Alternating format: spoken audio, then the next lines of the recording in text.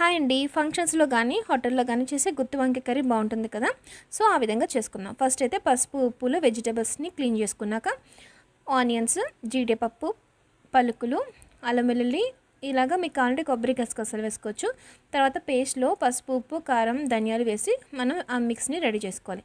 So, ఈ విధంగా మనం వంకాయల్ని కట్ చేసుకోవాలనమాట. సో, పుచ్చులు, పురుగులు ఏమైనా ఉంటే గనుక తీసేసుకోవాలి. సో, పెళ్ళికి ముందైతే భయపడి అవన్నీ వదిలేస్తాం కదా! కానీ పెళ్ళైన తర్వాత అలవాటైపోతాయి.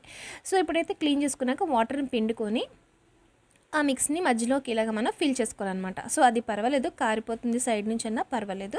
జస్ట్ లోపలికి అంటితే చాలనమాట. సో, అన్నీ కూడా అలా రెడీ చేసుకున్నాక ఆయిల్ హీట్ చేసుకొని మనం ఈ వంకాయని ఫ్రై చేసుకోవాలి. సో, ఇలాగ మగ్గిపోవాలన్నమాట.